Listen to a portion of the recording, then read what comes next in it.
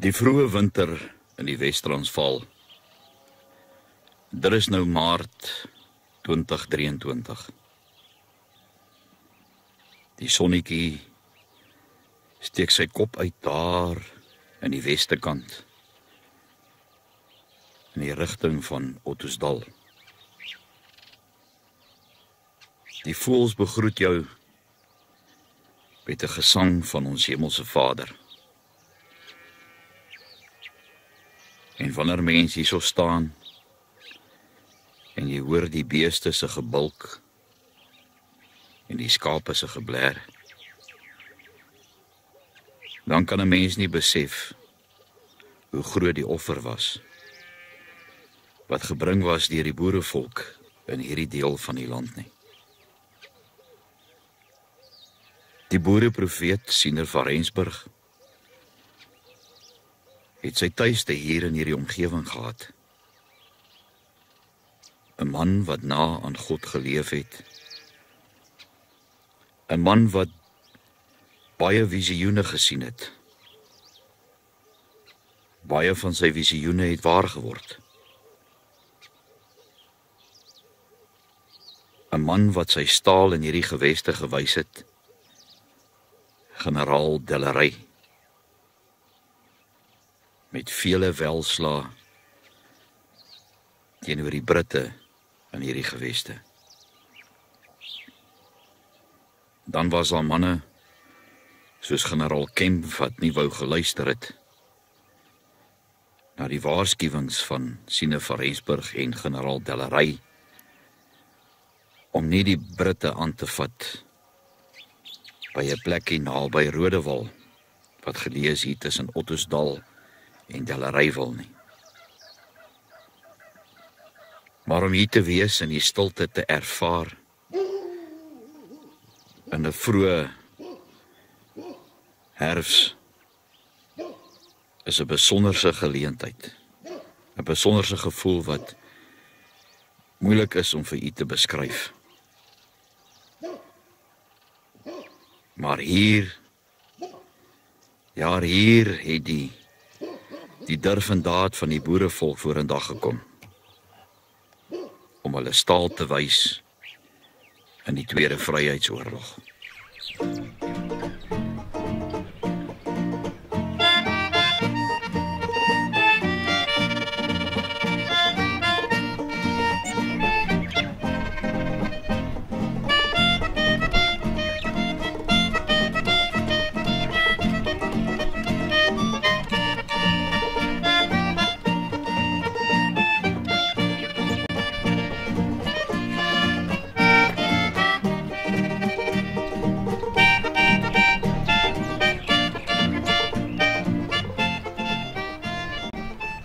Delareyville. Ek wonder hoeveel van u was al ooit in hierdie dorpie hier in die Wes-Transvaal gewees. En agter my met die wind wat so waai hier deur hierdie bome in die toegegroeide grasperke op die munisipale gronde, dan wonder ek wat sou generaal Delarey gesê het as hy vandag hier moes gewees het en gesien het hoe vervalle het hierdie dorpie net nie geword hier in die Wes-Transvaal nie. Hierdie monument waar helde begrawe is, net in die onderkant van generaal Delarey se gesig, is daar beendere van boere wat hulle lewe opgeoffer het met hulle vryheidsstryd in 1900 tot in 1903. Ek wonder hoeveel van u wat 'n inwoner is van Delareyville het geweet van die vele welslae wat die boere in hierdie omgewing gehad het met hulle gevegte teen die Britte. En vandag, as 'n mens hierso is, dan is dit eintlik om van te ween om te sien in watter toestand die manne wat hulle lewe opgeoffer het vir die boerevolk se vryheid, in watter toestand ook hierdie dorpie is. Maar hier is ryke geskiedenis van vele welslae wat die boere gehad het teen die Britte met die Tweede Vryheidsoorlog.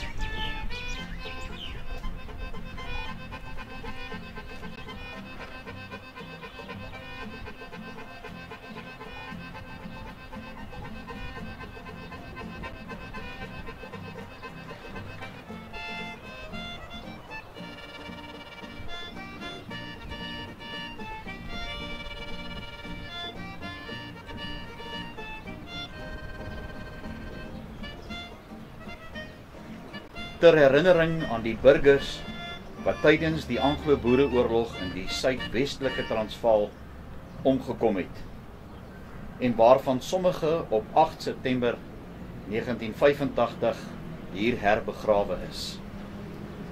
Hierdie onthulling het plaasgevind op 10 Oktober 1985 deur die destydse staatspresident meneer P.W. Botha. Hierdie is opgerig deur die Raad vir Nasionale Gedenkwaardighede.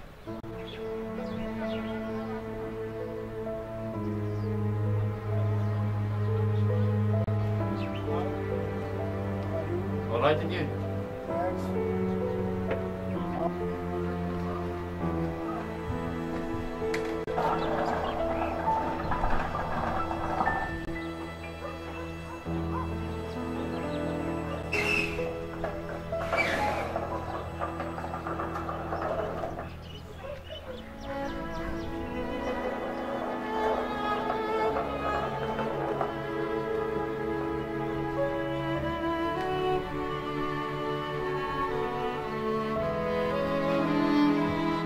Ter gedagtenis aan die helde gesneuwel in die slag van Uisterspruit op 25 Februarie 1902.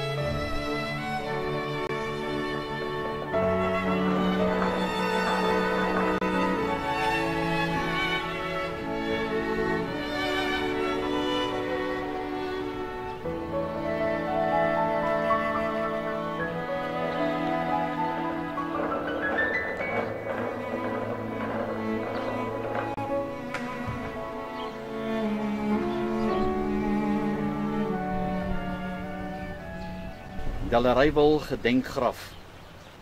Tydens die Anglo-Boereoorlog van 1899 tot 1902 het meer as 35.000 blanke Suid-Afrikaners gesterf, waarvan 6.000 burgers op kommando was en 27.800 vroue en kinders in konsentrasiekampe. Die grootste hoeveelheid swart mense in konsentrasiekampe was gedurende Junie 1902, naamlik 115.874. Teen die einde van die oorlog het ongeveer 30.000 mense van kleur onder die Britte gedien, terwyl nagenoeg 12.000 vir die boere as agterryers opgetree het. Die sterfste syfer onder hulle is onbekend. Dellerywil se rapportryierskorps het gereël dat die oorskot van 43 burgers wat in die distrik begrawe is, in die dorp herbegrawe word. Die herbegrafnis het op 8 September 1985 plaasgevind en op 10 Oktober is die gedenkgraf deur die voormalige staatspresident meneer P.W. Botha onthul. Die Erfenisstigting ter viering van Dellerywil se 100ste bestaanjaar. Dit het my 7 jaar geneem om 55 boervrou en kinder konsentrasiekampe te gaan soek en te vervilm en van vandag op DVD beskikbaar is. Dan kom 'n mens by plek soos die en by organisasies, die Erfenisstigting en die rapportryierkorps, wat weer eens vir u as boerevolksgenoot 'n leuen vertel. As ons kyk na 35.000 boere wat gesterf het gedurende die Tweede Vryheidsoorlog, dan is dit ook verkeerd. As ons kyk na 27.800 boervrou en kinders wat gesterf het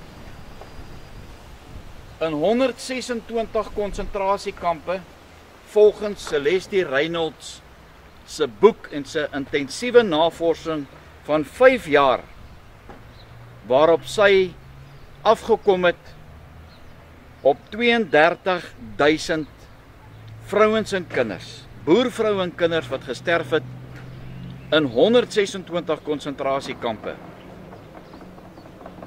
Dan is dit weer eens die leuen wat die Afrikaners vir ons boerevolksgenote vertel wat in hierdie Britse moordkampe gebeur het. Hierdie vraag was aan professor Andries Raad gevra in sy boek Konsentrasiekamp Sterftes. Was dit moordkampe? En ek stem 100% saam met professor Raad, dit was niks minder as moordkampe nie. Ek wil nou vandag vir u sê, ek was omroeper by radio, die destydse radio Pretoria gewees.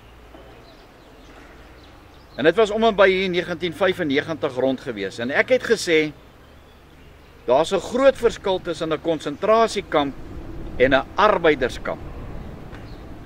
Hierdie 115, net gou hierso sien, 115.874. Weereens, daar's 'n groot verskil tussen 'n arbeiderskamp en 'n konsentrasiekamp. Jy moet my nou baie mooi verstaan wat ek hierby bedoel. En ek probeer nie snaaks wees nie, of beterweterig is nie. Die boervrou en die kinders wat in die konsentrasiekampe was agter doringdraad aangehou gewees. Hulle kon nie vrylik rond beweeg het nie. Al die sondes word maar afgedruk op die boerevolk dat ons die uitvinders was van die paswet, en dit is glad nie so nie. Daardie boervrou en kinders, die wat gelukkig was, wat so 'n konsentrasiekamp kon verlaat het 'n pas gekry by die Britse offisier wat daar in daai kamp toesig gehou het. Wanneer hulle dan op pad was, sou hulle dalk voorgekeer word, dan kon die boervrou of wie ook al vir die Britse magte gewys het, hulle het toestemming om daai kampe en goed te verlaat. Die swartes was net so boos en verskriklik behandel gewees deur hierdie Britse magte in 1900 tot 1903. Die groot verskil is, daar was oor 100.000 swartes in diens van die Britte gewees, wat gedien het as arbeiders. Daai slegte Brit, wat nie die werk wou gedoen het nie, het hulle hierdie swartes van Suid-Afrika gebruik om dit te doen, om treinspore aan te lê, om groentetuine aan te lê, om goed van die skepe af te laai, ensovoorts. Hulle was nie soos die boervrou en die kinders agter doringdraad aangehou nie. Hulle kon vrylik rond beweeg het. Ek het 'n boek, en ek sal vir u die boek wys, waarvan daai Britte van swart vrouens gebruik gemaak het, waar hulle kinders by hulle gehad het. En soos hulle een gedeelte klaar gebou het en getrek het van die een plek na die ander plek, het hulle daai swart vrouens en daai kinders se goed saamgevat. En jy weet, toe die oorlog verby is, wat het gebeur? Hulle het hulle nie saam teruggevat Engeland toe nie, hulle het hulle hier gelos. Dis die skandvlek wat die Britte in Suid-Afrika gelos het. Daai getal hierso is heeltemal verkeerd. Laas jaar, nee, dit was hierdie jaar, het ek en 'n vriend van my besoek gaan aflê by die Vroue Monument in Bloemfontein.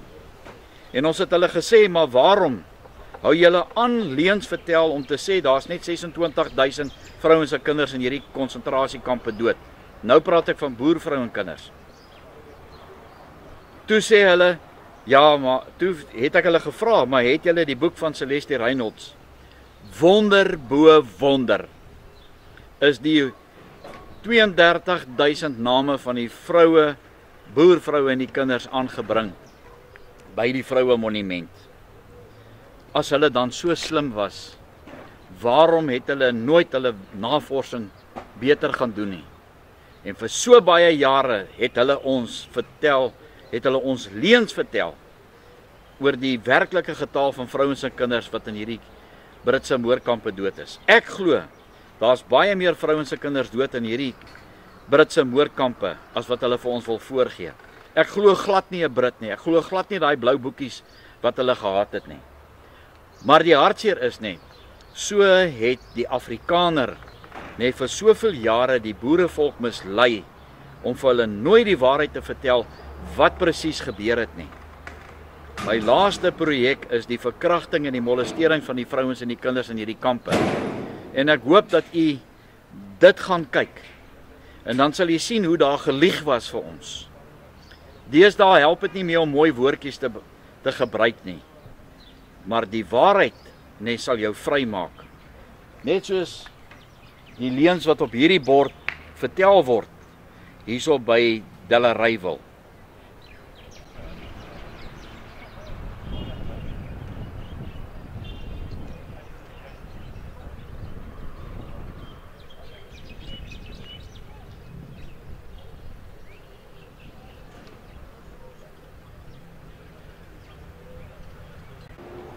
En dan wonder ek, waar is die boerevolk wat hier op Delareyville bly? Julle sit hier met 'n ongelooflike skatkis van hierdie monument. En ja, julle kan nou maar net sê wat julle wil, dit is die munisipaliteit se werk om hierdie plek en goed mooi en netjies te hou. Maar julle weet net so goed as wat ek weet, hulle gaan dit nie doen nie. Daarom is dit julle plig wat hier bly. En ek doen 'n beroep op u, as jy hierso bly om dit te kom doen. Ek wil net nog iets sê rakende daai rapportreier en die erfenis stigting se leuns wat hulle hier vertel van die arbeiderskampe of die konsentrasiekampe waar die 115.000 is. Ek sê dit was arbeiderskampe. En ek daag u uit vandag om vir my te kom wys een swart konsentrasiekamp in Suid-Afrika. So het ek ook die persoon en die persone wat betrokke was, wat gesê het, ja, black concentration camps in South Africa, uitgedaag en gesê, maar kom wys my. So is dit ook by die vroue monument in Bloemfontein. Hulle het 'n pragtige prentjie wat hulle daar ingekleer het met dooitjies. En weet julle, snaaks genoeg, nê, daai dooitjies is presies waar die treinspoor gebou was deur die Britte om die goud en diamante uit Suid-Afrika uit te kry. En toe ek die dag daar is en vir hulle gesê het, maar kom ons ry nou, kom wys my, dan kom hulle met allerhande verskonings. Dis nie dat ek op 'n heksejag is nie, maar die waarheid bly die waarheid en feite bly feite. Hulle was in arbeiderskampe, hulle het net soos hulle in Engels sê, 'n verskriklike raw deal gehad. Daar was vir hulle gelieg gewees. As ek dink aan van hierdie stamme, waarby die erfenis stigting betrokke was by Mafeking, langs die Barolong koning, toe ek gesê het, weet jy wat nee, waarmee is hierdie mense hierso besig? Hulle is besig om julle te mislei. En weer eens sê ek dat daar 'n groot verskil is tussen 'n boer en 'n Afrikaner. Ons kan nie langer toelaat dat die Afrikaners hierdie leuns vir ons vertel van goed wat nie so is nie. Ons soek bewyse. Maar wat baie interessant is, ek wil net gou vir julle sê, die veldslag wat in en om Delareyville plaasgevind het, ek was nog nie by die slag van Geduld gewees nie, maar dit het plaasgevind op die 22ste van Maart 1901. Dan die slag van Tweebos, waar generaal Delarey 'n geweldige oorwinning gehad het oor die Britte, nadat Siener van Rensburg hom, wat in Ottosdal begrawe is, gesê het, nee, Koos, gaan nou, die Britte is op pad, julle gaan 'n groot veldslag slaan. En wat het hulle gedoen? Hulle het geluister na Siener van Rensburg, en daar by Tweebos het hulle die Britte aan flarde geskiet. En die slag van Tweebos het plaasgevind op die 7de Maart 1902. Die slag van Rodewil, wat net so groot veldslag was, maar ook nee, nadat generaal Delarey en Siener van Rensburg vir generaal Kemp gewaarsku het om nie so toe te gaan nie, hulle gaan pak slaag kry oor die ongehoorsaamheid van generaal Kemp is daar 42 boere in daai veldslag gedood. Dit is verskriklik, ons was baie bevoorreg om daai plek laas jaar weer eervol te gaan herstel. Maar dit het plaasgevind op die 11de April 1902. As ons gaan na die slag van Bosbult op 31 Mei 1902 het dit plaasgevind. Ons het nou so 'n maand terug, dis nou in April 2023, het ons die slag van Eysterspruit, die braasplaat wat daar was, wat afgesteel is, het ons vervang met 'n borg, met 'n pragtige marmersteen, en hierdie verhaal is ook vir u te sien op hierdie YouTube kanaal van my. Maar hierso in Junie maand, dan gaan ons 'n toer doen na al hierdie slagvelde hierso in Delareyville en Ottosdal, en ons wil graag vir julle hierdie plekke gaan wys. Maar moenie mislei word deur die Afrikaners se leuns oor goed wat hulle sê dat dit wel gebeur het, en dit is nie so nie. Sê vir hulle moet vir jou die bewys kom gee.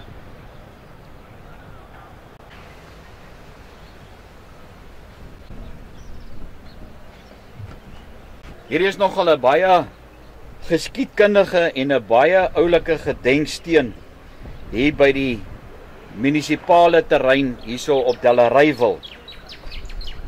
Die opskrif is Suidwes Transvaalse veldslae van 1899 tot 1902. Nou die eerste skermutseling tussen die boere en die Britte het by Kraaipan plaasgevind. Ek wil een of ander tyd wil ek graag 'n draai gaan maak by Kraaipan, waar hulle die treinspoor opgeblaas het en natuurlik toe nou lekker bejaar het met die Britte se goed. En dan kry jy van Kraaipan af kry jy Delareyville, dan kry jy Hartswater, Schweizer-Ryneke, en dan in hierdie omgewing, ek sal sê in 'n radius van 200 km, kry jy Lichtenburg. Hierso is Tweebos, waar generaal Delarey 'n groot veldslag geslaan het. Dan kry jy Bosbult, dan kry jy Rodewal, waar ons 'n tragedie beleef het met 42 boere wat daar doodgeskiet is, omdat generaal Kemp nie wou geluister het nie. Dan kry jy Geduld, ek wil baie graag nog soontoe gaan. Daar is Ventersdorp, dan kry jy Klerksdorp, dan kry jy Hartbeesfontein, en dan kry jy Eysterspruit, hierso naby Wolmaranstad, en dan kry jy oor die Vaalrivier wat hierso is. Maar dit is nogal baie oulik, en dis 'n wonder dat hierdie goed nog vandag bestaan, dat dit nie verniel is nie. So as jy in Delarey se omgewing is, Delareyville se omgewing is, kom maak gerus 'n draai. Julle gaan aangenaam verras wees, maar dit is hartseer om te sien in watse toestand hierdie monument is. Wat het van die boere se trots geword in Delareyville? Ja, so ons sal maar begin. Daar's hy, julle kan Ek wil julle sê, ons gaan net 'n paar verse hierso van die Bybel af lees. Dit gaan oor monumente en gedenktekens. As jy nou gaan kyk daarin, Genesis 28 vers 18 tot 22, was dit toe Jakob gevlug het vir sy broer. En toe kom hy op 'n plek en hy daar geslaap, en toe hy wakker word, toe sien hy die engele op en af gaan teen 'n leer. Toe het hy daar 'n klip gevat en hy het hom daar olie oor hom gegooi, en hy het gesê as God hom bewaar, as hy terugkom, dan sal hy 'n gedenksteen oprig. Hy sê, en hierdie klip wat ek as 'n gedenksteen opgerig het, sal 'n huis van God wees. En van alles wat hy my gee, sal ek my 10de afgee. Dit was die eerste keer wat hy gedoen het daar in Genesis 28:22. En wat toe nou gebeur het, die tweede ene was in Genesis 31. En dit was toe hy vir Laban gevlug het. En toe het hy daar weer by Laban tussen hulle 'n gedenksteen opgerig. En toe hy verder gegaan het, het God aan hom verskyn, en hy het weer 'n gedenksteen opgerig, en hy het weer een gaan oprig in Bethel. Hy het 4 gedenkstene altesaam opgerig. En wat gebeur het is verder, as ek nou net hier kan sien wat ek doen.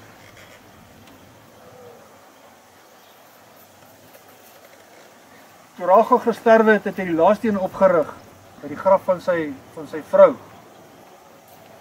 Nou, en van die wat hulle opgerig het, was gedurende die Voortrekker Eeufees, 1938, 39, het hulle ook daarso die opgerig, dit was met die Voortrekker Monument en die Bloedrivier Monument. So, ons het ook bekend gestaan onder die Engelse as People of the Book, omdat ons voorvaders godsdienstige mense was. Ons het uit die Europa gekom en die ouens wat die Franse hugenote was, het gevlug vir hulle godsdienst, hulle was vervolg deur die katholieke kerk en hulle het 'n plek gesoek waar hulle kan God aanbid en dien in vryheid. En ons het dit in hierdie land gevind en ons voorouders het oor die berge gegaan met die ossewaans, met die Bybel in die voorkus. So ons mense, ons volk is godsdienstig gewees. Ons glo in God die Vader, die Seun en die Heilige Gees. En dit kan jy oralste sien deur ons land tot vandag, waar ons eie mense begrawe, is daar Bybelversies op daai gedenkstene wat op die grafte is. So dis deel van ons geskiedenis, dat ons God aanbid. Maar ons land is in 'n toestand, en ons moet nooit vergeet nie, God het gesê, as ons na hom toe terugkeer, sal hy ons herstel. En hierdie gedenkstene, wat ons opgerig het, wat nou in die hande van ander mense is, die goed word verwaarloos en vernietig en gaan agteruit. En ons moet hierdie tipe van dinge wat ons vandag hier doen, oralste in die land probeer kry, dat die mense gaan kyk na al ons gedenkstene, al ons monumente, wat so verwaarloos is, en wat stikkend is, dat ons dit kan probeer herstel. Want dit is tog hoekom ons vandag hier is, om dit te probeer doen. En ons moet nie vergeet nie, dat die Here het gesê, as ons onsself verootmoedig, nee, dan sal hy ons herstel. En daar's 'n ander vers wat in die Bybel staan, en dit staan geskryf, en dit ek maak ek amper om mee klaar. En dit is, in Efesiërs 1 vers 4, het God gesê, dat van die grondlegging van die wêreld af, het hy dit so beskik, dat ons heilig en sonder gebrek voor hom moet wees in liefde. En ongeag wat hier in hierdie land verder gaan gebeur, en wat op die einde van die tye gaan gebeur, God se plan sal uitwerk. En ons is hierso soos pelgrims in hierdie wêreld. Al maak ons reg wat ons voorvaders opgebou het, al probeer ons dit herstel, moet ons weet dat daar vir ons eendag 'n ander wêreld wag. Dat God vir ons 'n plek voorberei het in die hemel, want hy sê, heilig en sonder gebrek, dit was beplan voor die grondlegging van die wêreld af. So ongeag wat hier gaan gebeur, en verder gaan gebeur, het ons ook dan 'n plek in die hemel, wat God vir ons voorberei het. En ons moet vashou aan daai geloof wat ons voorouders gehad het, en daarmee maak ek klaar, dat ons net ons hoofde buig. Here, ons roep U aan en vra, wees ons volk genadig. Help ons, Here, help ons om aan U vas te hou, en nooit te vergeet dat U ons Here en ons God is nie.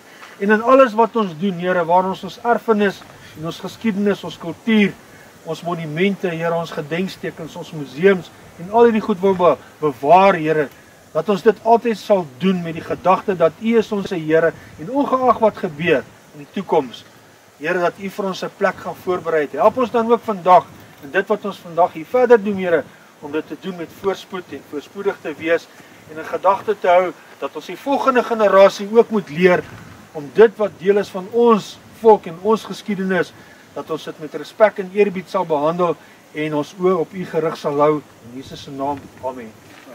Amen.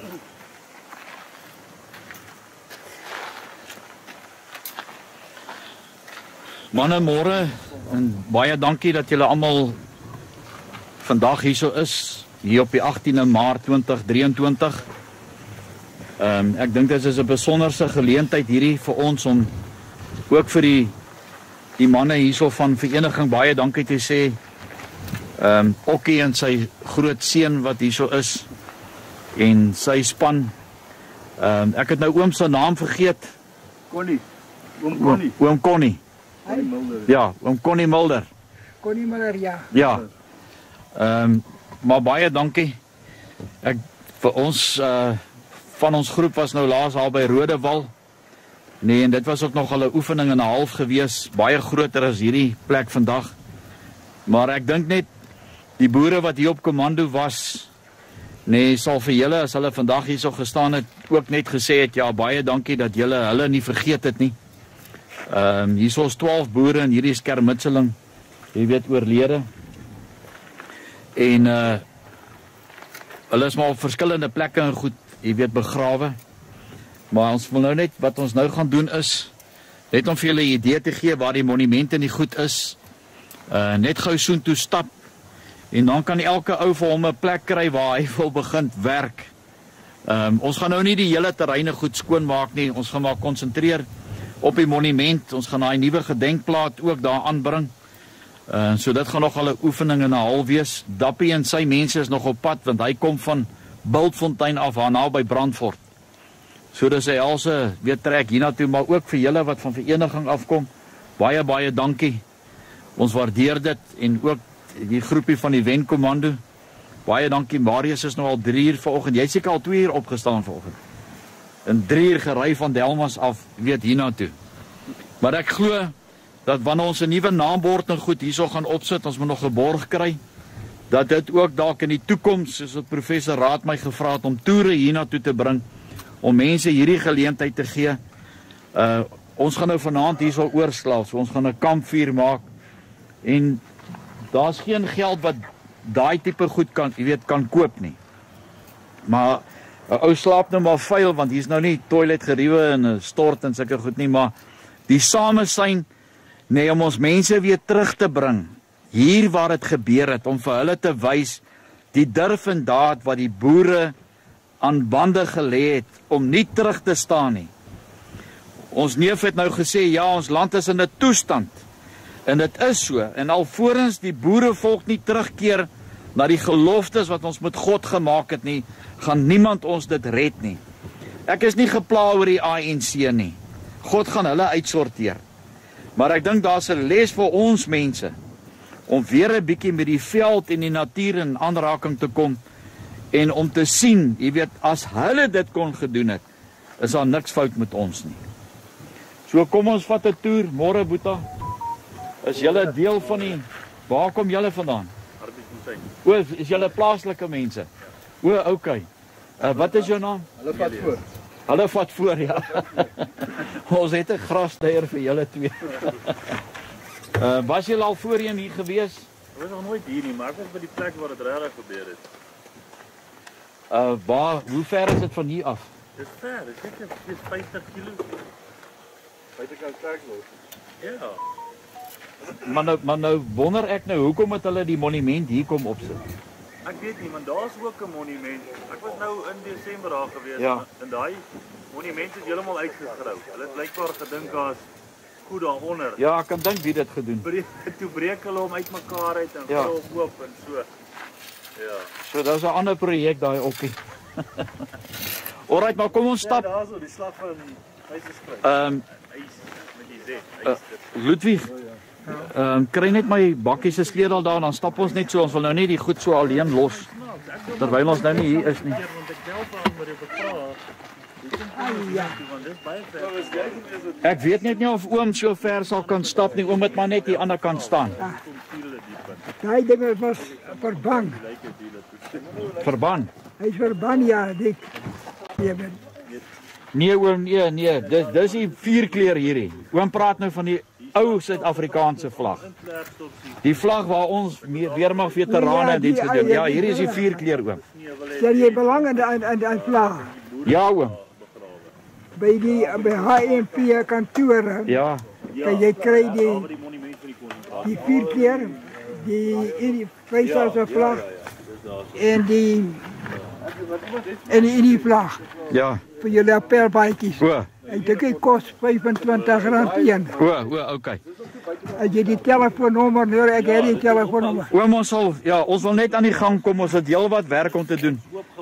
As julle manne reg is, dan kan ons gou stap tot daar aan die ander kant. Nou, Stomp wat hulle van moet uitsaag. nee, ons sal hom sommer uittrek met die bakkie. Het tou saamgebring, maar hierdie is nou die monument hier by Eysterspruit. Nou soos julle kan sien, hier is nogal 'n oefening en 'n half om hierdie plek so 'n bietjie menswaardig te maak. So hierdie hekkie sal ons silwer verf. Ons sal van hierdie draad en goed hier losmaak en van hierdie vieslike bosse net afkap want ons gaan 'n kamp hier aan die ander kant maak. Wonder sal 'n ou nou hier kan deurgaan. Ek wil nou net kyk. Eers en ek het nou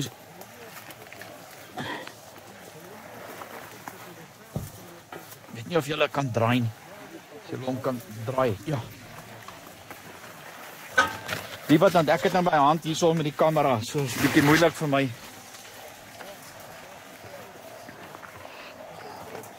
Maar soos julle kan sien, ons gaan hierso 'n pad hierso net moet oop sny. En dan hierso is ons kampplek vir vanaand. So ons sal hierso ook 'n pad maar moet net sny om dit bietjie mooi te maak. Maar dan moet ons nou hier opstap na die monument toe.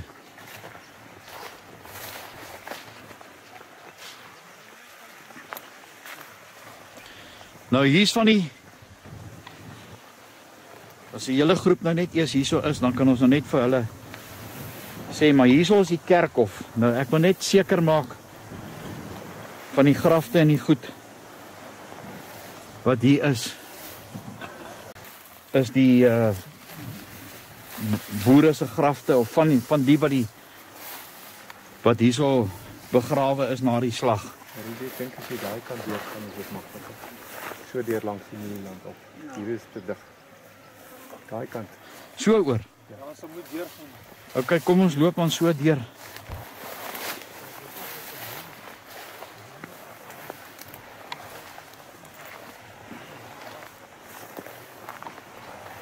Was. Hierso draad.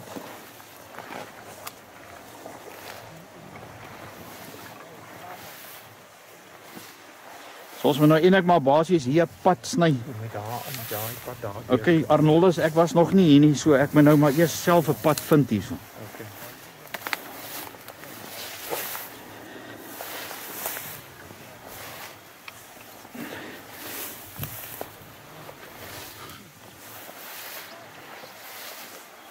Nee, ek dink daai pad daar aan die ander kant gaan beter wees aan. Want die prof het gesê ja, hier.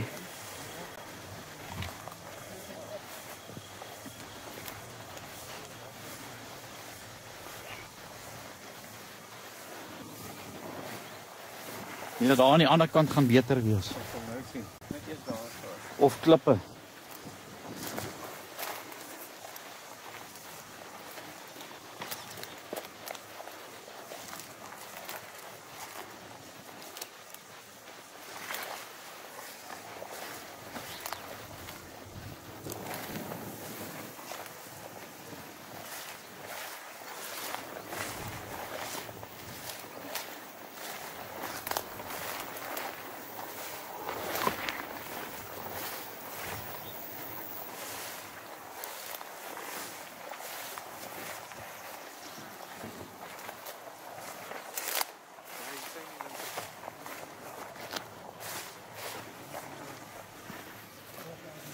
As jy so opkom met die voertuig.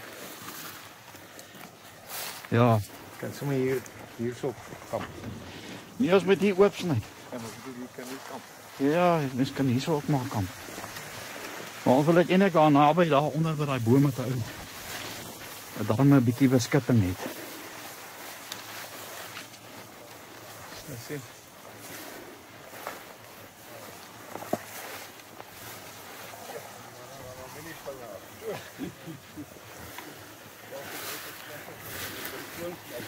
Sien, hierdie kan ons weer vasmesel. Die ding wat hierso so los is.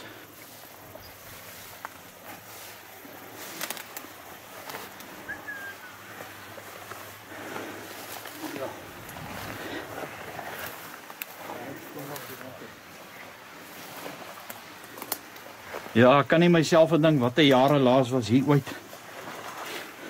Daar 'n knoperplaat wat afgebreek het. Ja. Die beeld wat Dis- gestaan het. Nee, son. Nee, ons het 'n plaat laat maak. Ek het klaar die woorde, hy's al op die bakkie. So vir die. Ja. Basies oor die slag en die goed wat hier plaasgevind het. Ja, maar wat bedoel jy? Die oorspronklike plaat wat hier op was, weet jy wat is die woorde waarop was? Nee. Nee. So ons gaan nou net 'n ander plaat hê opsit. Ja, met ander woorde. Maar wat hier gebeur het, hoeveel Britte is hier dood, wat het, die slagting en die goed wat hier plaasgevind het. Maar julle weet mos, deesdae is koper gesorgde, Ja, weet ja. Al die monumente doen dit. So hierso neem ek aan, hierdie is 'n boer wat hierso met die slag, want dis hoekom hy seker hierso begrawe is.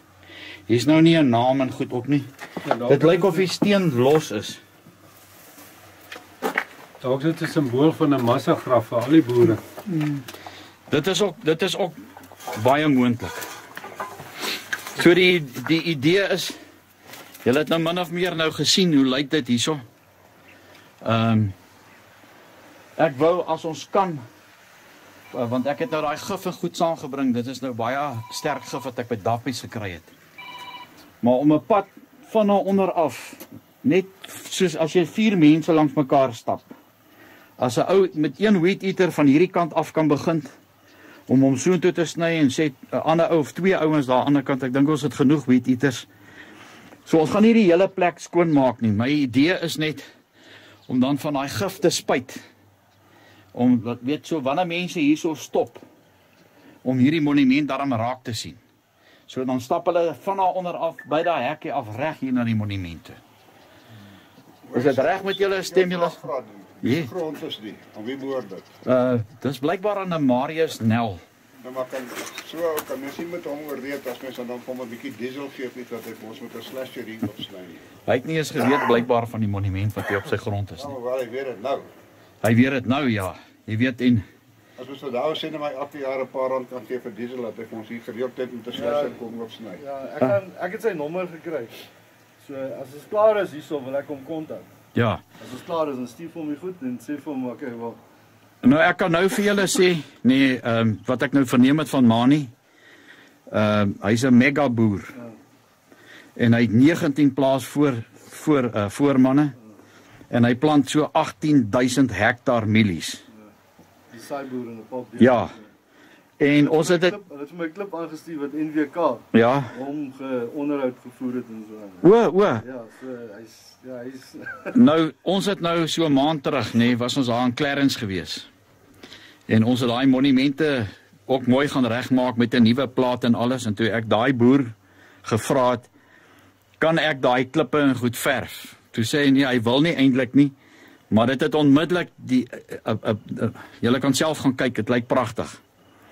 Toe sê hy vir my ja, maar hy het nou 'n probleem, jy weet, nou gaan die verf sal nou afdop of wat, dit sal nou nie afdop van 'n sandsteen en dis olieverf. Jy weet, wie gaan dit nou onderhou? So die probleem is, gaan die boer aandag daaraan gee of moet 'n ou nou maar 1 jaar, want ek gaan van nou af, ek ken KwaZulu-Natal baie goed met die slagvelde en die goed wat daar is. Maar konsentreer om te sê, weet, 1 naweek kom 'n ou net hiernatoe. Kyk hoe lyk die gifstorie, loop die pad nog, jy weet, kan ons dit maar weer oopsny en dan maar net onderhou. Ek sê nie hy sal dit nie doen nie. Ek dink nou as ons vandag hier so klaar is, glo ek sal hy 'n plan maak om hier uit te kom. Hy kom dalk nog vandag hier uit, ek weet nie. Jy het toestemming gegee met gif te spuit hier. Mani het dit gereël. So, jy weet, ons gaan nie die mielie spuit nie. Ek dink nie hy gaan omgee. Dis net ek sê nie, maar ek meen om nie te spuit.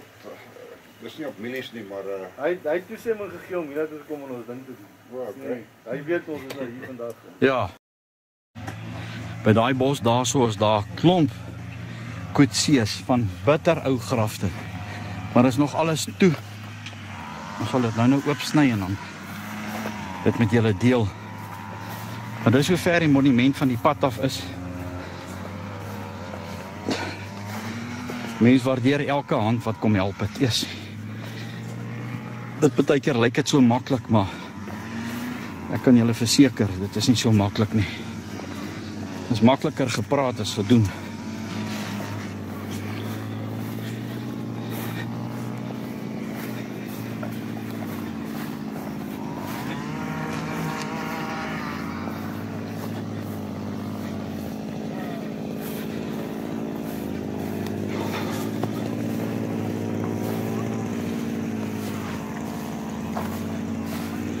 Daar is hy.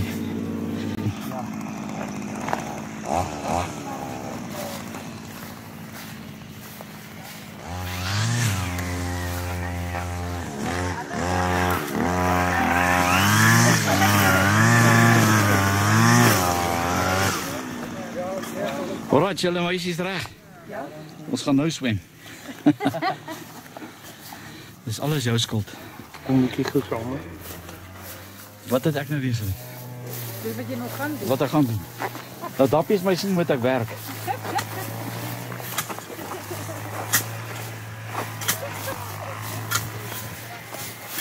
Ja.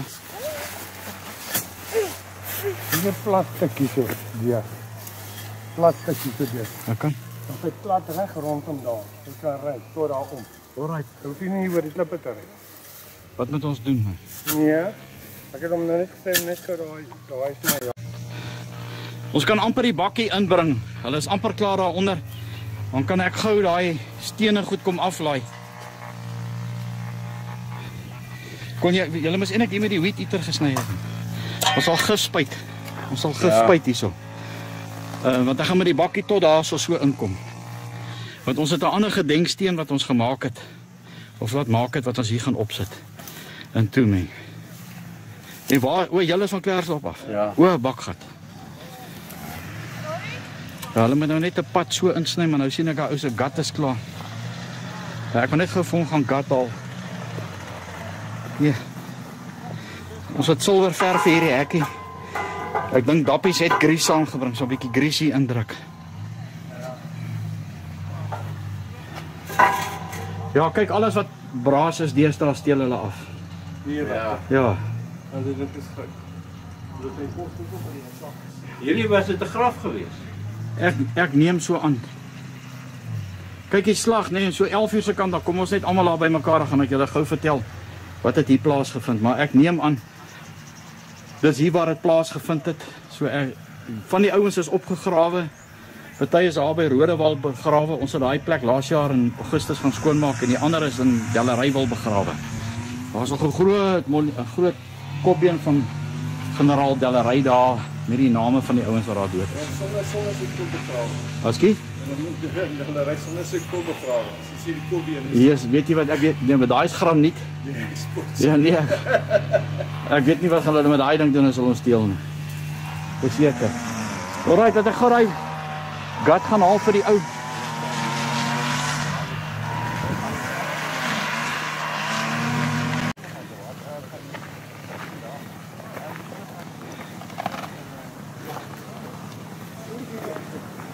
Soos amper daar, amper. Gelukkig is hy sag, nee. Dis was van hierdie ding wat hulle die ou mense genoem het die koeliebaar. Tou, Ja, baltou, 'n saktou. ja. Van die ding wat hom gemaak het. Jy weet hoor mo. Ek het voor hulle maak tequila van hierdie. Maak tequila. Ons gaan. Dis Dappies. Dis Dappies, sy skuld. Dis Trompie. Dis sy skuld. Ek wil net so stap, net gou. Wen jy? Ja, maar net kyk die roete wat ons gaan. Ja, Van daar waar daai bos daar is, ja. van daar af al die pad toe tot verby daai boompie is 'n rygrafte daarso. Ja, ek dink ek gaan nou kyk wat se grafte is dit. Maar ons wil net eers so lank Kyk, moet ons so omgaan of hierdie kant omgaan? nee, reguit hierdie kant toe. Okay, hierdie Reguit. grafte. En net laat ek net eers gou daar gaan kyk.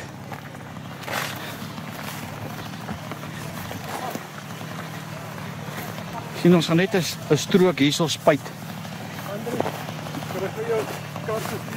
Ja.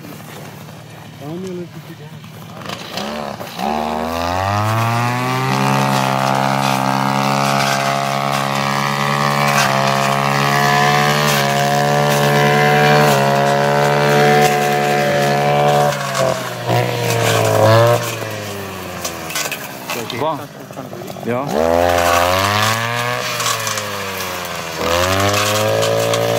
Ek is nou daar, stap so. Ek gaan nou daar weer.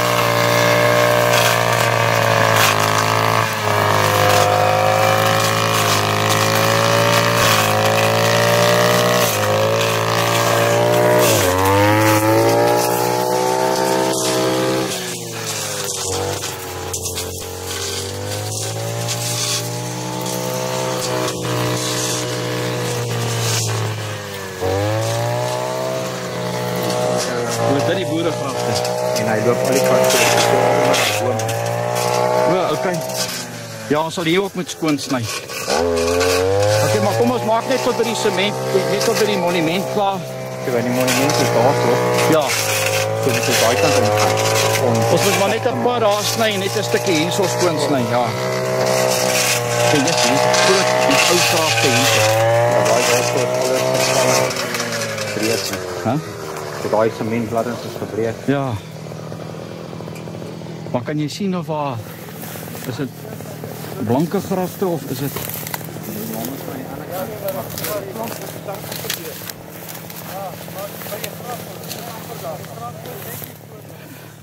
Die grafte is hierso. Maar ons sal nou net hier kom oopsny. O. Ja.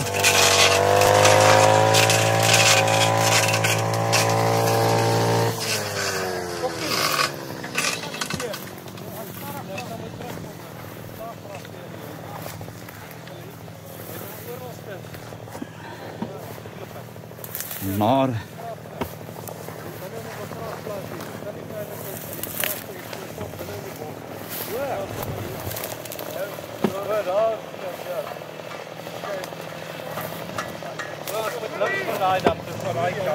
ja.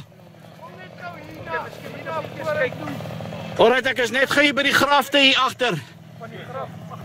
Is 1839. Moet jy dood, myn neef. Ons sal dit nou. Maar oor sê, het jy klaar daar by die monument? Ek het hierdie kant toe beweeg. Ja. Die snekkies grafte hierso. So nou moet ek weet moet ek hierdie kant toe kom of daai. Alright. Kom ons stap net so in.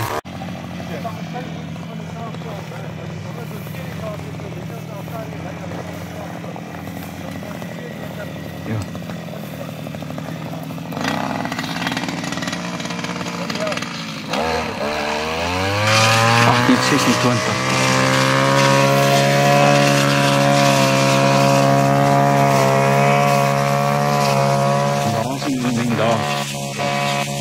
Sien ons sal moet sny van daar af hier na toe. Ons sal maar 'n paadjie maak hier tussen die grafte deur. Hier is die koöperasie is net as jy terug gaan daar na die grond toe. Dan ry jy man seker omtrent 5 km dan kry ek daai dieseltank. Ja. Hier's een hier naby en dan's daar een naby die koöperasie. Jy sien ons moet nou hierso skoon sny. Hierso sal ou moet So breë pad. Ja. Nee, ek gaan hom nou uittrek met die bakkie, ek het 'n tou. Hæ? uitsaag. O, sommer net afsaag, ja. Dis hy baie. Ja, hy's vas daai. Hy is sterk, ja. Alright. Dan die sport begin. O, dis lekker. Ek het by ja. Nee, graag nie. Op die 18de Maart 2023 het ek en 'n paar vriende, paar van hulle weermagveterane en ook doodgewone neefs en niggies hier na Eysterspruit toe gekom om hierdie monument weer in ere te herstel. Maar ek kan vir u verseker as u na hierdie materiaal kyk, dat 'n mens nie besef het, jy weet, wanneer laas het iemand regtig die moeite gedoen om hulde te bring aan die boere wat hulle lewens opgeoffer het met hierdie veldslag teen die Britte. En dit is regtig 'n eer en 'n groot dankie van my kant af en ook namens die boerevolk vir elke neef en niggie wat kom help het om hierdie monument weer te herstel. En wanneer mens nou hierso rondloop, dan is dit eintlik so lekker om te weet dat hierdie monument weer herstel is.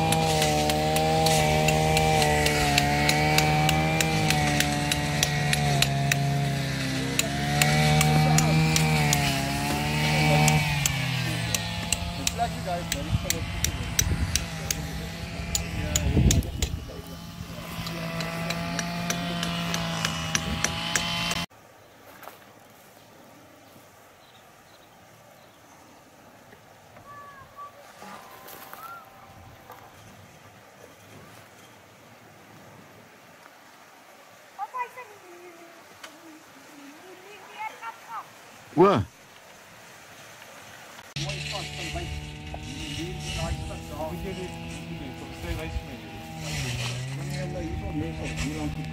Ek gaan nou nie meestal hê. Dit gaan net om pleister daar. Ja, maar pleister om gelyk. Hoe moet jy gelykbaar voor hê? Gelyk so. Jy gelyk hier so skyn so. Nee. Die meestal wat jy nou daar gaan wat jy ja, maak hom met dieselfde breedte as daar. Soveel daar hier reg op. Ja. As maar dat hulle dit so kan van die werkplek op die verhaal. Ja.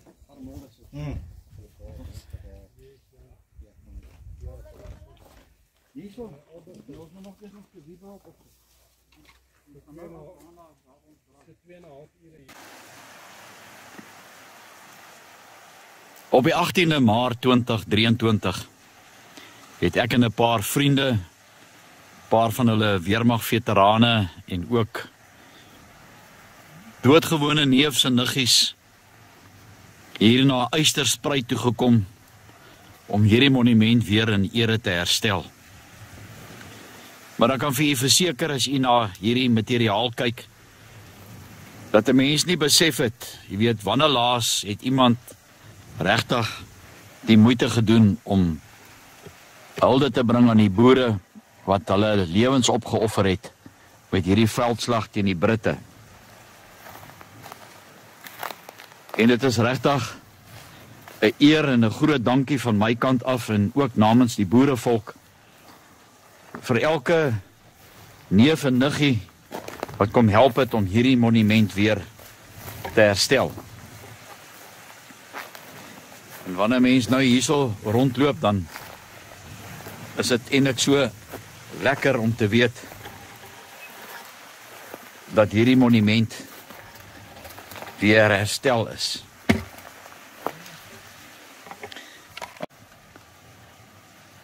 En wanneer u ooit eendag hierso verbykom, kom maak gerus 'n draai en kom bring hulde aan hierdie boere wat die hoogste offer betaal het. Het was vir my 'n voorreg gewees om ook die geskryfde gedeelte wat op hierdie monument vereer is aan te bring.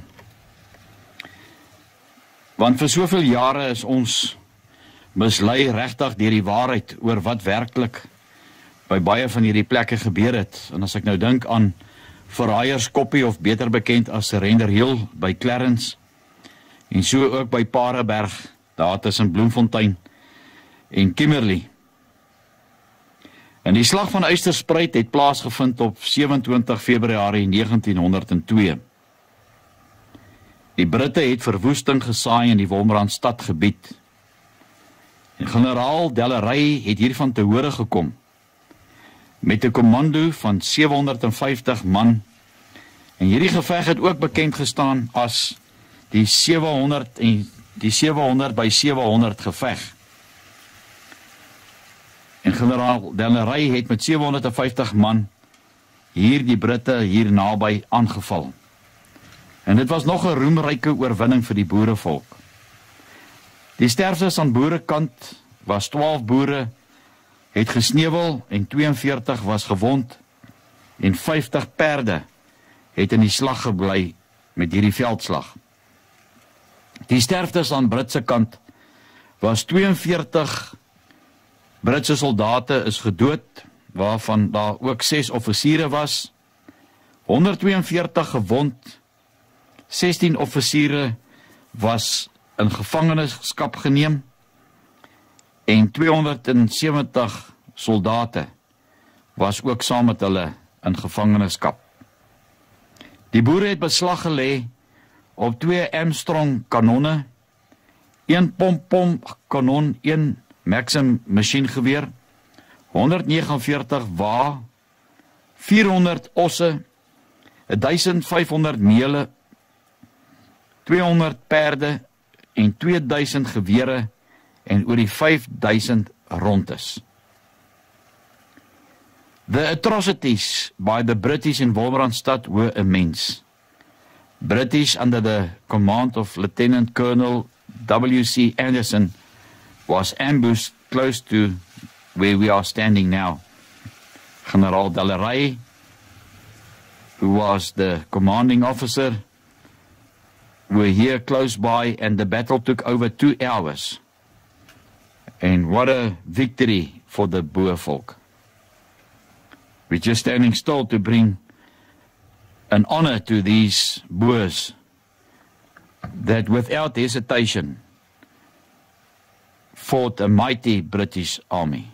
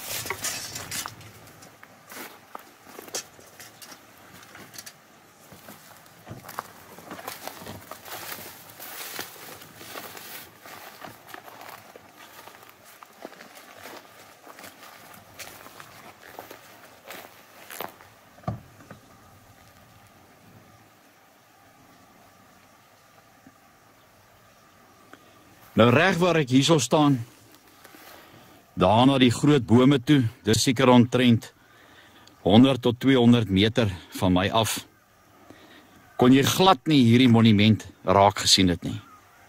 En die hele idee was gewees, is om 'n pad net oop te sny, van die hekkie, deur die boerse grond, tot hier by die monument. En ongeveer hier waar die grafte is, net in van die bome se kant af, het ons toe afgekom op hierdie ry grafte van die Coetzee familie. Hierdie grafte was so toegegroei gewees, as jy nou net kyk na al hierdie bosse en goed wat hierso lê, wat weggesny was, om hierdie grafte en die name net weer bekend te maak. En sal dit nou nie fantasties wees, as hierdie boer, of mede volksgenote in hierdie omgewing, net kan kom in hierdie grafte, wat eintlik nou vandag 'n besienswaardigheid is, ook net weer in ere te kan kom herstel. Hier lê 'n hele geslag van Coetzees, wat weggesteek was vir soveel jare, tot en met ons hier gekom het, en die grafte en die goed weer oopgesny het. As ek nou na hierdie grafte kom, hier op die punt, en ek gou vir julle probeer lees, wat op hierdie grafte staan, want dit is meestal in Hoog-Hollands.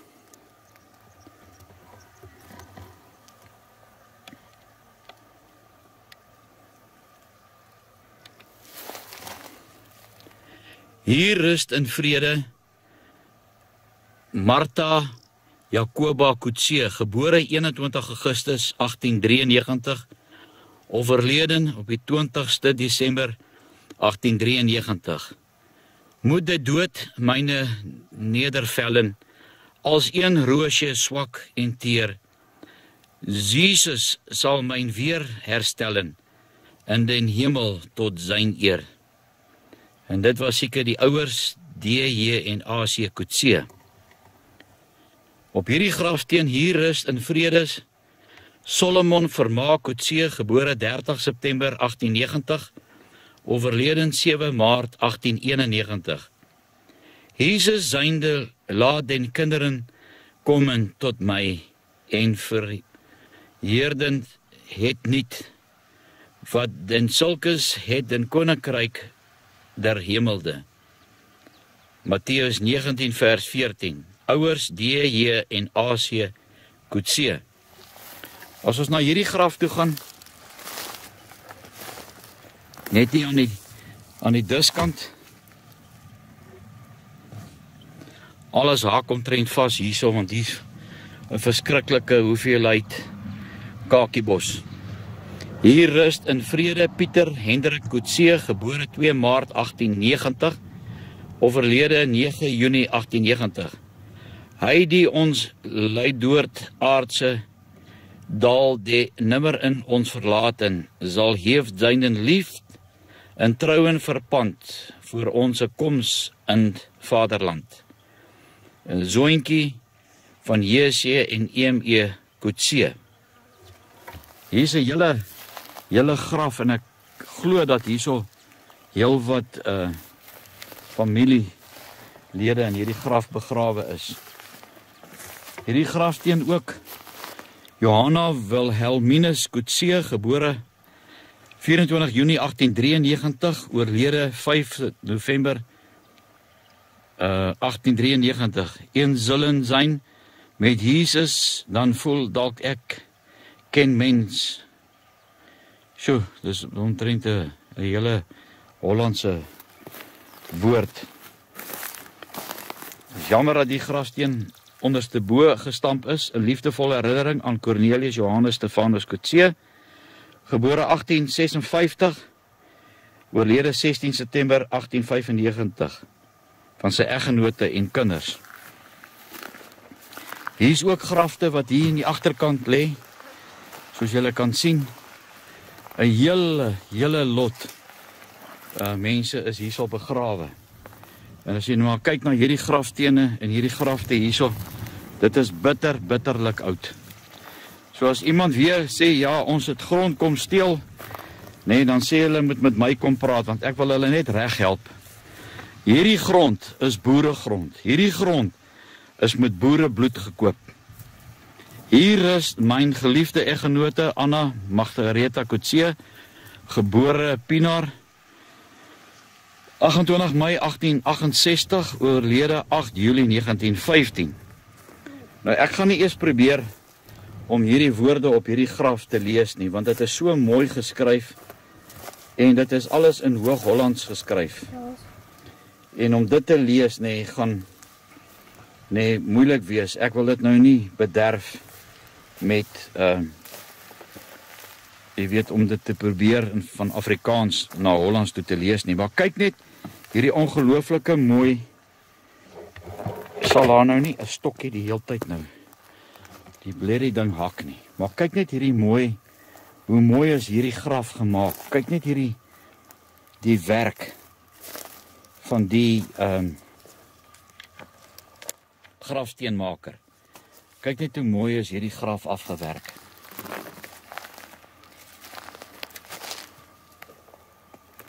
As ons kyk na hierdie graf, 'n lewende geliefkoosde, en sou dan hart van saggen dat op u naam. En daar lê die ander gedeelte. Weet nie of mense dit kan probeer optel nie en dit net weer oor die graf en die goed sit. Maar hier's bome wat hier gewees het, wat jy sou glad nie, die grafte was so toegegroei, jy kon dit glad nie gesien het nie. Eers toe ons hierso kom by die bossiekappers, het ons agtergekom van hierdie hele Coetzee gesin. Hier is ons eggenoot en vader, Diederik Jacobus Coetzee, gebore 1860, oorlede 1925. Hy is heen gegaan, maar niet vergeten. Zijn gedagtenis bly altyd groen. Aangename herinnering 7 rondom het graf waarin hy rus. As ons net na hierdie kant toe gaan ook, net so verskriklike bos wat hier afgesny was op hierdie graf. Ek sal met die kamera net omdraai, want hierdie grafsteen is nou onderste bo.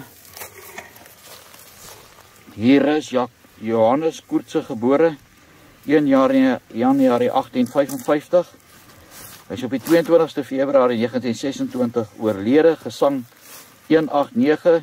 Een zullen wij met Jesus leven, aan voel en kent men geen verdriet. Nou, as 'n mens kyk net na hierdie hoekpale wat hier so is. Hier moes eens op 'n tyd daarom iemand se hand wat hier oorgehou was, wat hierdie hele gedeelte toegespan was. As 'n mens net mooi kan vra, is daar nie iemand hier in Hartbeesfontein, of selfs die plaaseienaar wat net sy mense kan aansteek, of net kan vra om hierdie plek net weer mooi eervol te herstel. Ek meen as jy oral te kyk, hier waar hierdie klippe en goed lê, hier waar ek nou loop, is ek seker, is hier grafte. As jy kyk na hierdie klippe, jy weet wat hier so lê. So ons net vir iemand kan vra, dit is so hartseer om hierdie plekke te sien, en dis nie net hierdie een plaas nie. Hier's vele plase wat boeregrafte op het, waar daar maar net geen aandag gegee word nie. Kyk net, hier het 'n meerkat kom bly. As jy sien, hier is ook 'n gat van meerkatte. As jy net kyk na daai grafsteen daar ook. Hier is verskriklik baie katbosse, ons het gif gespuit. Ek weet nie hoe aktief en hoe lank hierdie gif en goed gaan hou nie. Maar ons het hierdie alles in een dag gedoen. En dit is die ding, ons bly ver. Ek meen, ons bly amper 2,5 ure se reis van hier af. Maar as julle dalk 'n handjie kan kom bysit, dit is tog 'n besienswaardigheid vir mense en van die Kutse families wat hulle stambome navors.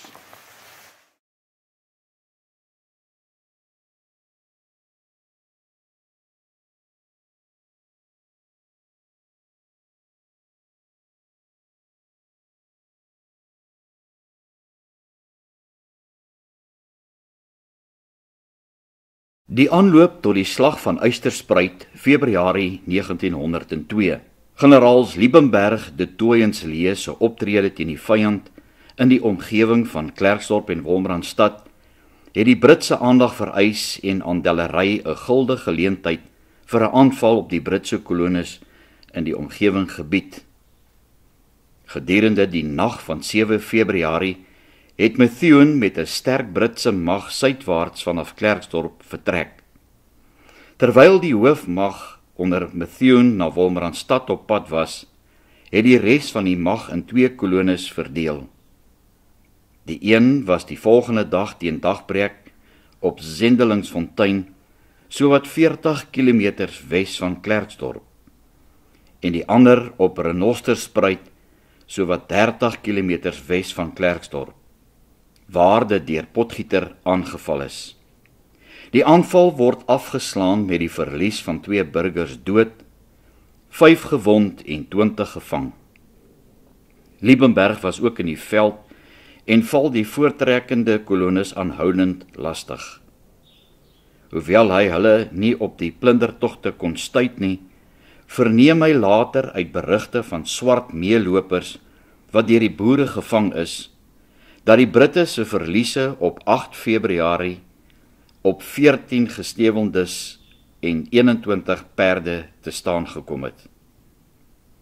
Terwyl Methuen se kolonne na Wolmaranstad voortbeweeg het, draai die ander kolonne terug na Klerksdorp en oornag op M van Vuren se plaas Elandslaagte aan die Eysterspruit in die omgewing. Liebenberg hou die bewegings van die vyand deeglik dop en rapporteer dit aan Dellery. Op 13 Februarie stuur Liebenberg van sy burgers na Potchefstroom om proviant en ammunisie vir die kommando te gaan haal. In die stadium besef Dellery dat die omstandighede ryp is vir 'n aanval op die Britte. Die inperking op die beweeglikheid van Dellery se kommandos en die vlugtende laars in die Wolmaranstad omgewing, sowel as gerugte van 'n Britse laar by Eysterspruit, oortuig Dellery om tot aksie oor te gaan en die swak plekke in die Britse militêre optredes tot sy voordeel te benut. In die tyd ontvang hy ook voortdurend rapporte van sy kommandos oor die verwoesting en die vernietiging van plase en woonhuise in die ongekende uitrooiing van oorblywende vee. Na bewering het die ergste gruweldade in die omgewing van Jakkalsfontein, halfpad tussen Wolmaranstad en Klerksdorp voorgekom. Dellery kies die omgewing van Klerksdorp vir sy beoogde optrede, aangesien die spoorweg eindpunt hier was en daar ook groot hoeveelhede voorrade vir die Britse garnisoene in die Suid-Transvaal hier geberg was. As gevolg van administratiewe verpligtinge en om vir 'n wyle by sy vrou te vertoef, het Methuen op 8 Februarie die oorlogsterrein verlaat en 140 km verder na Vryburg vertrek en die kolonel Von Donop in bevel van sy kolonie geplaas. Von Donop se bevele was om Wolmaranstad te herbeset, bereik het, maar nie een het hulle daarop gespits nie, of enige drastiese voorsorgmaatreëls getref nie. Op 24 Februarie, na 2 dae se reis, het Anderson die Eysterspruit teen die aand bereik en kamp opgeslaan teen die westelike hang van 'n lae randjie op die plaas Elandslaagte. Net diskant die Jagspruit, ongeveer 20 km vanaf Klerksdorp. Na aanhoudende reëns gedurende die maand het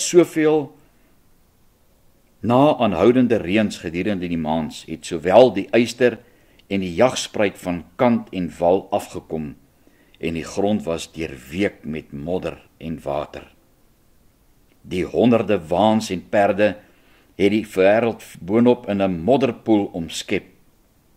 Ongeveer 1 kilometer van die kamp af, op die rug van die randjie, was daar 'n redelike digte doringbos wat oor die pad geloop het en waardeur die konvoi die volgende oggend moes beweeg. Die pad links, dit wil sê noord van Bakenkop, het die pad verbygeloop. Die pad het links, dit wil sê noord van Bakenkop verbygeloop. Daarna daal dit geleidelik na Jagspruit, ongeveer 3 km verder. Die volgende oggend sou die konvoi op Klerksdorp wees en sonder enige besef van gevaar gee Anderson toestemming aan die 80 man om Package Horse om voort te gaan tot op Klerksdorp. Die aand, dit was bewolk en gedurende die nag het dit hard gereend. Laat die nag is die kommando's eers in posisie gestel en die laaste bewegings moes in die duisternis van 'n koue reënerige nag deurgevoer word. Volgens Kemp was hulle sopnat. Volgens Kemp was hulle papnat en het byna verklein. Liebenberg het op die linkerflank posisie ingeneem om die vyand onder dekking van die digte doringbos van vooraf aan te val. Kemp met sy kommando's, by wie generaal Dellery was, is in die middel opgestel.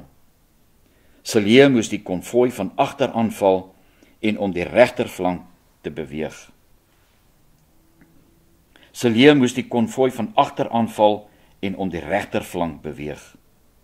Silje en sy kommando's moes ongeveer 4 km van waar die pad oor die Eysterspruit loop, by mekaar kom om hulle aanvalslinie op te stel. Maar slaag weens die nag donker en die gieterende reën nie daarin nie. 1 uur die oggend van 25 Februarie het 'n Britse swerwag op sommige van Kemp se manne afgekom en daar is op hom geskiet. Nog 'n skoot op die linkerflank waar waarskynlik van 'n senuweeagtige burger by Liebenberg is net voor die aanval afgevuur. Anderson was dus in hierdie stadium bewus van die boere se teenwoordigheid. Gevolglik het hy vroeg laat inspan om in die donker voor die oggendskemer te probeer wegkom. Teen omstreeks 4:30 die oggend het die konvoi met 'n infanteriekompanie op elke flank begin beweeg. 'n Wag van Joumerie, ondersteun deur die artillerie en 'n klompie infanterie, is vooraan geplaas. Agter die konvoi is dieselfde voorsorg getref, maar sonder die artillerie. Omstreeks 5 uur het die voorste punt van die konvoi na die Jagspruit begin afdaal, waar langs 'n digte bos was. Die konvoi word verras en vanuit die bosse langs die spruit begin Liebenberg se manne op die troepe losbrand. Onmiddellik hierna begin Kemp met sy aanslag, maar dit was gou veronduidelik dat hy nie sou slaag as Cilliers hom nie bykom nie. Want Anderson was nie geheel en al verras nie. Na die aanvanklike chaos word dissipline herstel, die troepe neem posisie in en die Britte vuur terug. Kemp skryf in sy weergawe van die geveg dat hy in Liebenberg die vyand bestorm het. Kemp skryf in sy weergawe van die geveg dat hy in Liebenberg die vyand bestorm het, maar eenvoudig nie deur die linie van die voetgangers kon dring nie. 2 Armstrongs, 'n pompom en 'n paar Maxims is ingespan teen die boereaanvallers. Intussen het die boere se aanvalsplan begin uitrafel. Die konvooi het reeds begin verder trek voordat Cilliers en sy manne op hulle plek kon wees. Ten spyte van 'n tweede stormaanval deur die boere, maak hulle geen beduidende indruk op die Britse weerstand nie. En die feit dat Cilliers nog nie hulle beplande aanvalspunt kon bereik het nie, gee aan die Britte die nodige oorhand. Die boere, hoewel oorspronklik onwillig, val 'n derde keer aan. In die oomblik kom Cilliers einde ten laaste met nagenoeg 100 ruiters in volle galop en storm volgens Kemp die vyand, asof hy met sy paar man alleen die vyandelike mag wil platloop. Die boere se verligting oor Cilliers se koms is duidelik in J.F. Naudé se woorde. Een daverende hoera steeg op onder die gesprekelende boeren by het verskygen van generaal Cilliers. Met nieuwen moed storm zijn toe weer op de vijanden los, die nie moest rekening houden met den gedigten Cilliers. Cilliers se vertraagde koms was nie sonder uitdaging nie en was ten wyte aan verskeie faktore. Eerstens het sy kommando's eers in die vroeë oggendure posisie ingeneem en hoewel verkenners Cilliers van Anderson se veranderde posisie ingelig het hy met opset tot ligdag gewag. Toe sy burgers begin beweeg, het hy aan 2 verkenningskorpslede, luitenant F. Hartman en burger J.S. Fanny Labuschagne, opdrag gegee om die pas vir die kommando se beweging aan te gee. 'n verdere rede vir Cilliers se vertraging was die feit dat die afstand na Anderson se konvooi ook nie op volle galop afgelê kon word nie. Die reën wat gedurende die nag geval het, sowel as die modder waardeur moes beweeg word, het groot stremming op die perde se beweeglikheid geplaas. Hoewel dit later ophou reën het die mistigheid boonop steeds hulle sig belemmer. Net voor generaal Cilliers sy fluit vir die stormaanval geblaas het, is die burgers in 'n linie opgestel en die Lichtenburgers het op die linker en die burgers van Marico op die regterflank geplaas. Die pasaangeers het 15 tot 20 tree voor die linie uitbeweeg en die burgers is opdrag gegee om hulle nie verby te steek voordat Cilliers nie sy fluit vir die aanval geblaas het nie. Toe Cilliers die fluit blaas, het hulle met mag en mening gestorm. In daardie stadium het Anderson reeds die aanval van Kemp en Liebenberg afgeslaan en het nou sy kanonne en Maxims op Cilliers se verwoede aanvalle gedraai.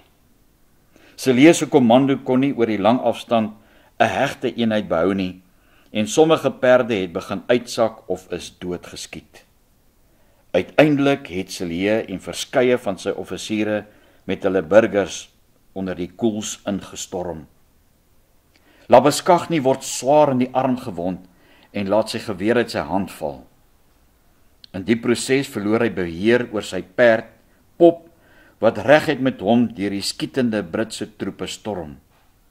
Hy val af en word saamgesleep tot waar burgers sy perd vang en hy weer met 'n geweer van die vyand die geveg met een hand kon voortsit. Dit was volgens Cronin 'n kortstondige aanval. Alles het blitsig verloop.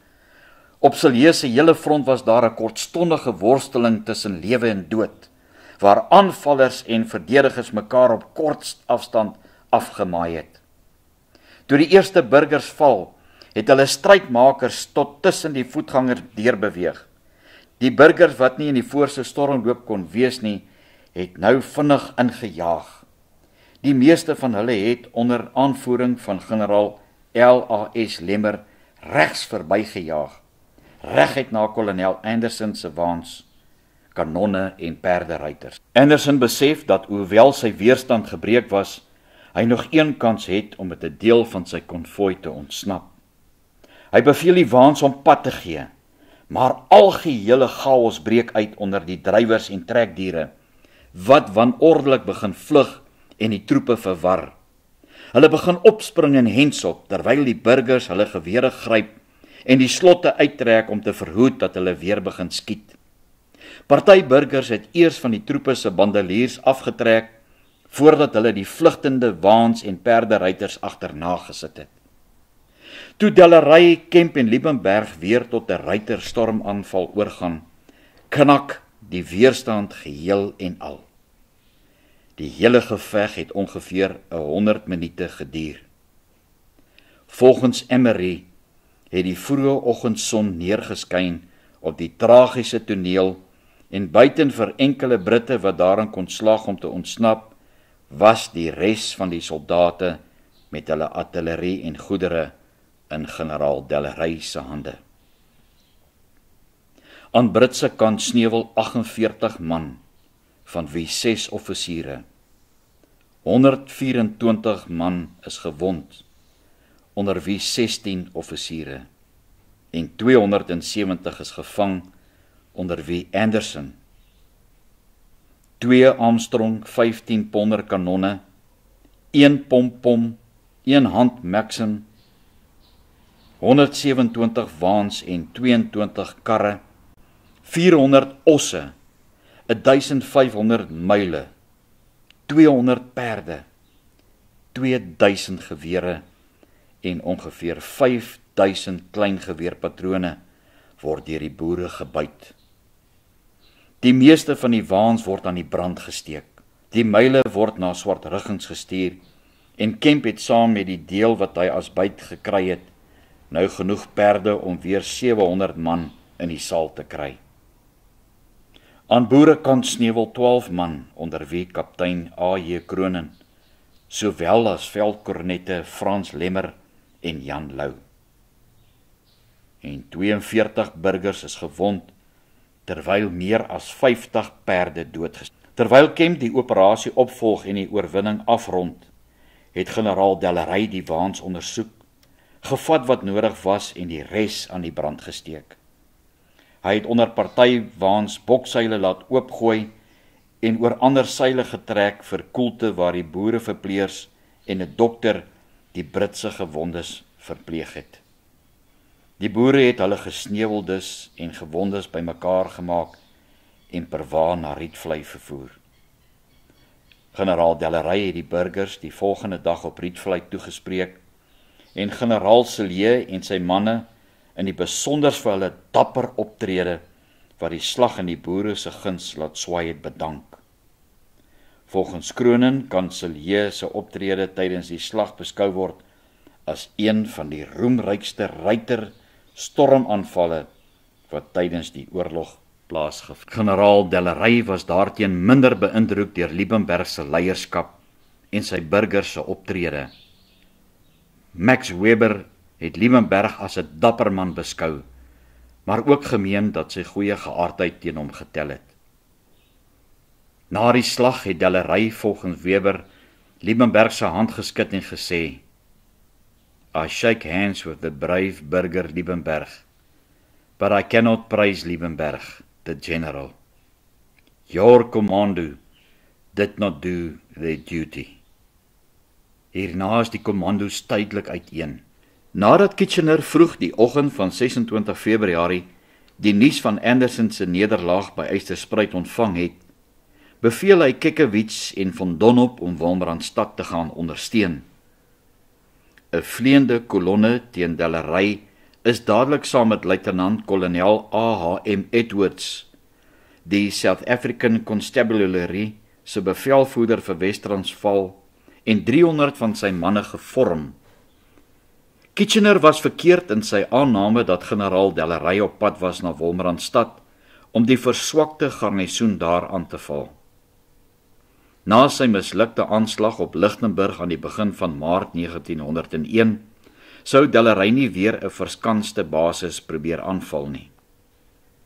Terwyl Grenfell se kolonne vrugteloos na Dellery in die suide gesoek het, was die boere-generaal en sy staf op Rietvlei saam met Vermaas en 'n deel van die Lichtenburg Kommando. Omdat Rietvlei strategies goed geleef was in die suidwestelike operasionele gebied, het Dellery hier aangebly nadat die ander kommandos vertrek het. Hy was deeglik bewus van Kekewich en Grenfell se hastige opmars na Wolmaranstad en hy het besef dat hy spoedige 'n teenoffensief te wagte kon wees. Tog wou generaal Dellery eers sien wat hulle beplan het voordat hy oorgegaan het tot optrede. Op 26 Februarie stuur Dellery 'n rapport oor die Eysterfontein slag aan president Steyn en generaal Botha. 'n Rapport van Smuts uit Kaapland word ook hierby aangeheg. Generaal Dellery doen ook verslag aan generaal Sarel de Tooy en Jacobus van Sail en kommandante Ferdinand Potgieter, Tolly de Beer en Andries van der Merwe, 'n ou Hartjiese kommandant van Stelleland wat tydens die slag in opdrag van generaal Dellery elders ontplooi was, om die vyand dop te hou. Hy waarsku Potgieter en de Beer om ook gereed te wees vir die volgende aanval wat waarskynlik uit die rigting van Wolmaranstad sou kom. Waagkraal lê ongeveer 25 km suid van Korannafontein en byna dieselfde afstand van Rietvlei en Wolmaranstad. Weens die sentrale ligging van Waagkraal besluit generaal Dellery om daarheen te verskuif en gee die kommandos opdrag om ook daarheen te gaan. Sy toekomstige optrede sou afhang van die vyandelike reaksie vanaf Klerksdorp of Wolmaranstad. Op 1 Maart 1902 het die 1500 man onder bevel van Grenfell Wolmaranstad ontruim en was Kekewich op pad na Rooirandjiesfontein, sowat 80 km noord van Hartbeesfontein en nagenoeg 30 km suid van Lichtenburg. Grenfell en Bethune moes mekaar op 7 Maart op Rooirandjiesfontein vir 'n gesamentlike optrede teen generaal Dellery ontmoet. Kekewich se kolonne het vinnig beweeg en reeds teen Saterdagmiddag op 1 Maart 'n basis op Holfontein, 10 km noord van Korannafontein opgestel. Die kommandos kon egter nie teen die blitskolonne optree nie, omdat hulle te ver uitmekaar was. Verskeie skermutselings het wel plaasgevind en kort na Kekewich se aankoms op Holfontein vind die eerste aanval plaas. Kemp, ondersteun deur die kommandant Wolmaran van Potchefstroom, het die vyand bestorm en terwyl hulle besig was om 'n paar waans met vroue weg te voer. Hulle slaag daarin om die families te ontset, maar 'n groep vroue se wa met lewensmiddele word deur die Britte gebyt en die vroue word met 'n kombers in die veld agtergelaat. Daardie aand, 1 Maart, verlaat Kemp Holfontein nadat hulle die waans wat by Eysterspruit gebyt was in die plaasdamme gestoot het. Vroeg die volgende oggend breek Kekewich kamp op en beweeg verder, maar kom gou agter dat daar kommandos in die omgewing is. Generaal Dellery beveel Kemp om rondom die vyand te beweeg en saam met Liebenberg en sy kommandos van 300 man vanuit die suide aan te val. Terselfdertyd moes Cilliers uit die noorde aanval. Toe Kemp met sy mag by 'n hoogte aankom van waar hy sou aanval, was dit reeds deur die vyand beset. Hulle steek die boere onder ewige kleingeweervuur en dwing hulle om terug te val. Die vyand sit die boere verwoed agterna, maar draai om toe die boere buite trefafstand is. In hierdie stadium daag Liebenberg en sy kommandos op. In reaksie op Cilliers hulle se knallende kanonskote aan Kekewich se noordekant, gaan Kemp met die vertroue dat Liebenberg hom sal ondersteun oor tot die aanval. Kemp en sy manne is voor, maar beland onverwags op 'n kort afstand onder hewige spervuur van lede van die National Scouts, wat agter die muurshope en ander beskikbare dekking vuur. Die boere word weer gedwing om terug te val. Liebenberg se burgers stel weer eens teleur. Volgens Weber het die meerderheid van Liebenberg se lafaards op die vlug geslaan en net so wat 30, oftewel 1/10 van sy kommando het die gevegsgelyn bereik. Later is beweer dat Liebenberg se manne nie bereid was om die vyand op 'n Sondag aan te val nie. Weber het nie met die argument saamgestem nie en volgehou dat die tekort aan dissipline in Liebenberg se kommando eerder die rede vir die lafhartige optrede was. Kekewich het sy mag in 2 verdeel. Celeen Kemp afsonderlik getakel en sodoende hulle aanvalle gemaklik afgestaan. Daardie aand was Kemp en Celeen weer terug op Holfontein. Die boere se verliese was 3 gedood, waaronder J.H. Veldkronet Visser en 3 gewond.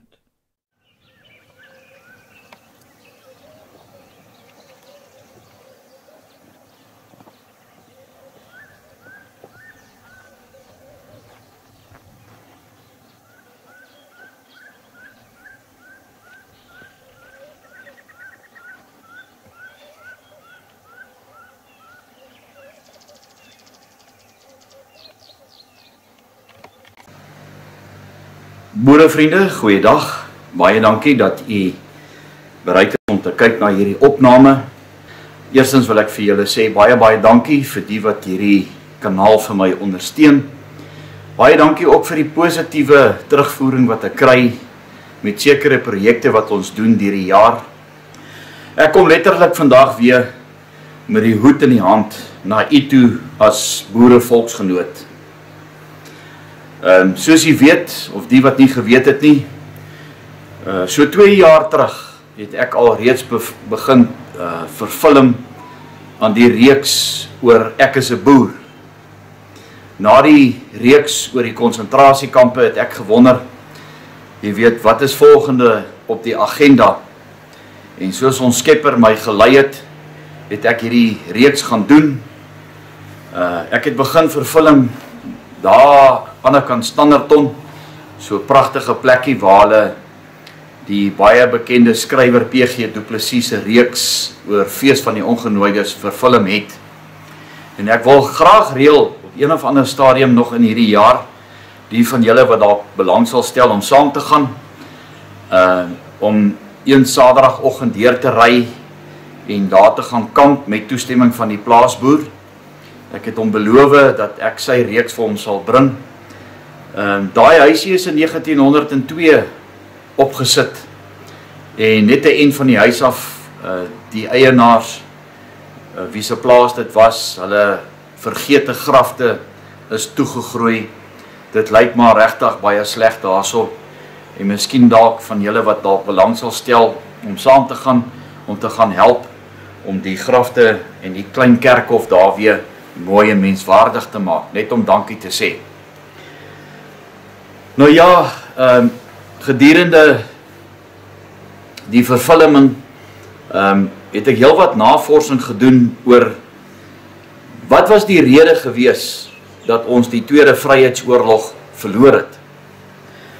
Buiten die rede dat ons die geloftes wat ons met ons Skepper gemaak het, nie nagekom het nie, was daar 2 groot dele in ons land, of 2 groot aspekte van ons boerevolk se geskiedenis, dat ons hierdie Tweede Vryheidsoorlog verloor het.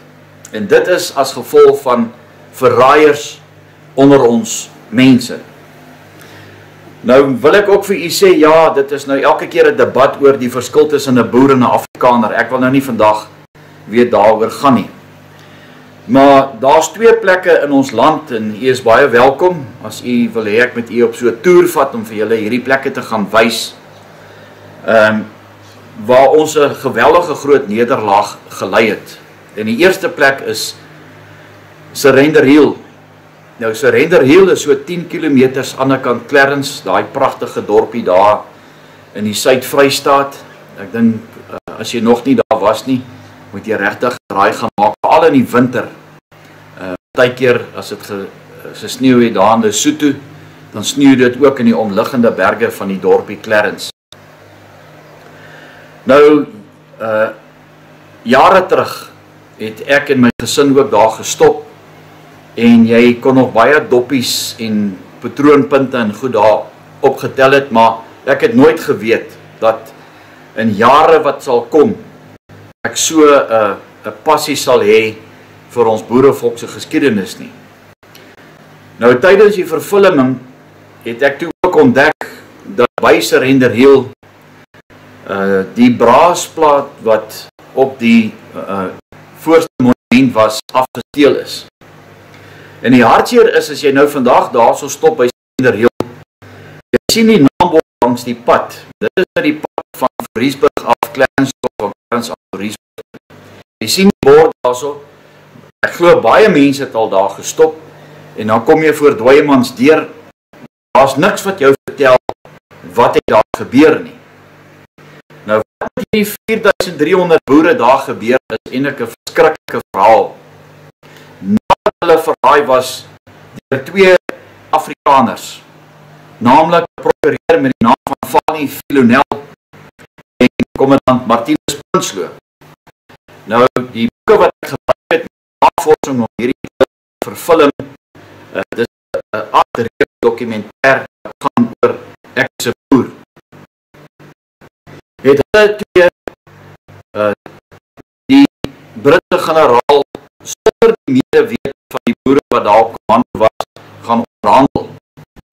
So het hulle daar toe die boere gereed wapen neergelê. Die boek wat ek gebruik het vir my navorsing sê ook dat die Britte toe nou die beste gewere van Moses en goedes vir hulle gevat. Hulle het beslag gelê op die beste perde en seker maar die perde daar